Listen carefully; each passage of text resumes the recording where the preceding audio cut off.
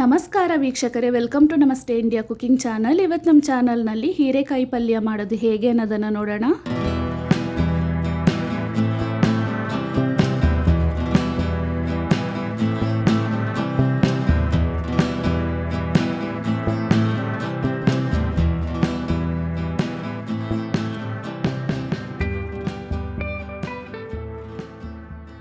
ಒಟ್ಟು 600 ಗ್ರಾಂ ತೂಕ ಇರುವ 2 ಹೀರೆಕಾಯಿಯನ್ನು ತಗೊಂಡಿದ್ದೀನಿ.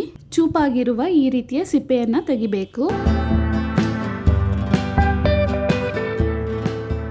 ಸಿಪ್ಪೆಯನ್ನು ಈ ರೀತಿ ತೆಗಿಬೇಕು, ಪೂರ್ತಿಯಾಗಿ ತೆಗೆದುಬಿಡಬಾರ್ದು. ಇದಾದ್ಮೇಲೆ ಹೀರೆಕಾಯಿಯನ್ನು ತೊಳೆದ್ಬಿಟ್ಟು 2 ತುದಿ ಭಾಗಗಳನ್ನು ಕಟ್ ಮಾಡಬೇಕು. ಈ ಕಾಯಿಯಲ್ಲಿ ಬೀಜ ಏನಾದರೂ ಬಲ್ತಿದ್ರೆ ಬೀಜವನ್ನ ತೆಗೆದು ಹಾಕ್ಬಿಟ್ಟು ಯೂಸ್ ಮಾಡಬೇಕು. ಬೀಜ ಎಳೆದಾಗಿದ್ರೆ ಹಾಗೇನೆ ಯೂಸ್ ಮಾಡಬಹುದು. ಇವಾಗ ಇದನ್ನ ಚಿಕ್ಕದಾಗಿ ಕಟ್ ಮಾಡ್ಕೊಳ್ತಾ ಇದ್ದೀನಿ.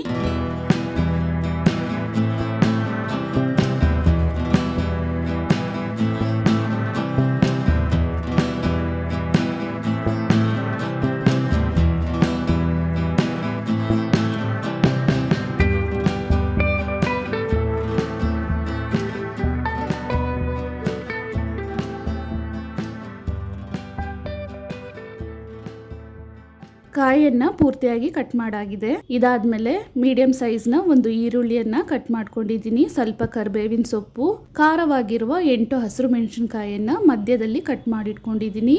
ಕೊತ್ತಂಬರಿ ಸೊಪ್ಪು, 1/4 ಕಪ್ಪಷ್ಟು ತುರಿದ ತೆಂಗಿನಕಾಯಿ ಮತ್ತು ಒಂದು ಮೀಡಿಯಂ ಸೈಜ್ನ ಬೆಳ್ಳುಳ್ಳಿಯನ್ನ ಈ ರೀತಿ ಜಜ್ಜಿಟ್ಕೊಂಡಿದ್ದೀನಿ. ಒಂದು ಬಾಣಲಿಯಲ್ಲಿ ಸ್ವಲ್ಪ ಎಣ್ಣೆಯನ್ನು ಹಾಕ್ತಾ ಇದ್ದೀನಿ. ಹೀರೆಕಾಯಿ ಪಲ್ಯ ಆದಮೇಲೆ ಕಡಿಮೆನೇ ಆಗುತ್ತೆ, ಆದ್ದರಿಂದ ಸ್ವಲ್ಪ ಎಣ್ಣೆಯನ್ನು ಹಾಕಿದ್ರೆ ಸಾಕು. ಎಣ್ಣೆ ಚೆನ್ನಾಗಿ ಬಿಸಿ ಆದಮೇಲೆ ಅರ್ಧ ಟೀ ಸ್ಪೂನ್ ಸಾಸಿವೆ ಚೆನ್ನಾಗಿ ಸಿಡಿದಾದ್ಮೇಲೆ 1 ಟೀ ಸ್ಪೂನ್ ಉದ್ದಿನ ಬೇಳೆಯನ್ನು ಹಾಕ್ತಾ ಇದ್ದೀನಿ. ಇದನ್ನ ಲೈಟ್ ಕಂದು ಬಣ್ಣ ಬರೋವರೆಗೂ ಚೆನ್ನಾಗಿ ಹುರ್ಕೊಬೇಕು. ಉದ್ದಿನ ಬೇಳೆ ಚೆನ್ನಾಗಿ ಫ್ರೈ ಆದಮೇಲೆ ಮೊದಲಿಗೆ ಹಸಿರು ಮೆಣಸಿನಕಾಯಿಯನ್ನು ಹಾಕ್ತಾ ಇದ್ದೀನಿ.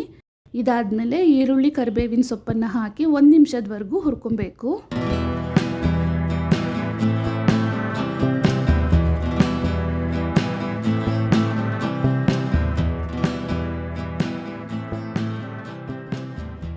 ಈರುಳ್ಳಿ ಫ್ರೈ ಆದಮೇಲೆ ಜಜ್ಜಿರುವ ಬೆಳ್ಳುಳ್ಳಿಯನ್ನು ಹಾಕ್ತಾ ಇದ್ದೀನಿ. ಇದನ್ನು ಅರ್ಧ ನಿಮಿಷದವರೆಗೂ ಬಾಡಿಸ್ಕೊಂಡ್ರೆ ಸಾಕು.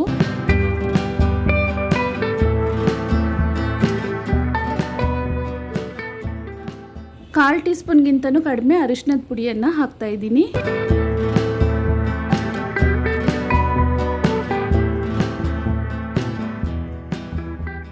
ಇವಾಗ ಕಟ್ ಮಾಡಿರುವ ಹೀರೆಕಾಯಿಯನ್ನು ಹಾಕ್ತಾ ಇದ್ದೀನಿ.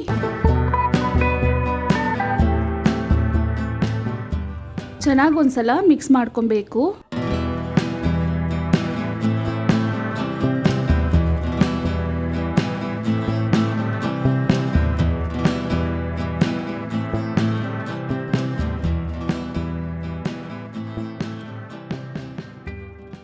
ರುಚಿಗೆ ತಕ್ಕಷ್ಟು ಉಪ್ಪನ್ನು ಹಾಕ್ತಾ ಇದ್ದೀನಿ. ಅರ್ಧ ಟೀ ಸ್ಪೂನ್ ಅಷ್ಟು ಹಾಕಿದ್ರೆ ಸಾಕು. ತರಕಾರಿ ನೋಡೋದಕ್ಕೆ ಜಾಸ್ತಿ ಕಾಣಿಸುತ್ತೆ, ಬೇಯ್ತಾ ತುಂಬಾ ಕಡಿಮೆ ಆಗಿಬಿಡತ್ತೆ. ಆದ್ದರಿಂದ ಉಪ್ಪನ್ನು ಸ್ವಲ್ಪ ಕಡಿಮೆನೇ ಹಾಕ್ಕೊಬೇಕು. ಹೀರೆಕಾಯಿನಲ್ಲೇ ನೀರಿನಂಶ ಇರೋದ್ರಿಂದ ಮತ್ತು ಕಾಯಿನೂ ಬೇಗ ಬೆಂದ್ಬಿಡತ್ತೆ, ಆದ್ದರಿಂದ ಸ್ವಲ್ಪ ನೀರನ್ನು ಹಾಕ್ತಾ ಇದ್ದೀನಿ.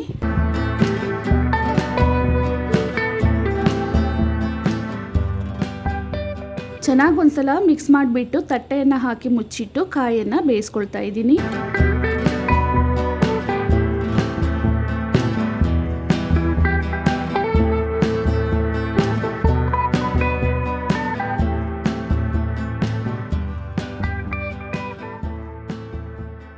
ಇವಾಗ ನೋಡಿ, ನಾವು ಹಾಕಿದ್ದ ನೀರಿನಲ್ಲೇ ಹೀರೆಕಾಯಿ ಚೆನ್ನಾಗಿ ಬೆಂದಿದೆ. ಬಾಣಲಿಯಲ್ಲಿರುವ ನೀರಿನಂಶ ಎಲ್ಲ ಪೂರ್ತಿ ಡ್ರೈ ಆಗೋವರೆಗೂ ಬಾಡಿಸ್ತಿರ್ಬೇಕು. ಇವಾಗ ತುರಿದಿರುವ ತೆಂಗಿನಕಾಯಿ ಮತ್ತು ಕಟ್ ಮಾಡಿರುವ ಕೊತ್ತಂಬರಿ ಸೊಪ್ಪನ್ನು ಹಾಕಿ ಚೆನ್ನಾಗಿ ಮಿಕ್ಸ್ ಮಾಡ್ತಾ ಇದ್ದೀನಿ.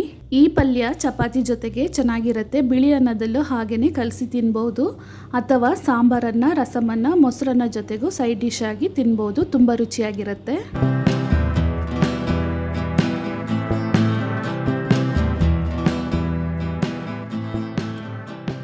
ಈ ರೀತಿ ಸ್ವಲ್ಪನೂ ನೀರಿನಂಶ ಇಲ್ಲದ ಹಾಗೆ ಚೆನ್ನಾಗಿ ಡ್ರೈ ಮಾಡ್ಕೊಬೇಕು. ರುಚಿಯಾದ ಹೀರೆಕಾಯಿ ಪಲ್ಯ ಇವಾಗ ತಯಾರಾಗಿದೆ. ವೀಕ್ಷಕರೇ, ಈ ರೆಸಿಪಿ ನಿಮಗೆ ಇಷ್ಟ ಆಗಿದ್ದರೆ ನಮ್ಮ ಚಾನಲನ್ನು ಲೈಕ್ ಮಾಡಿ, ಸಬ್ಸ್ಕ್ರೈಬ್ ಮಾಡೋದನ್ನು ಮರೆಯಬೇಡಿ. ಧನ್ಯವಾದಗಳು.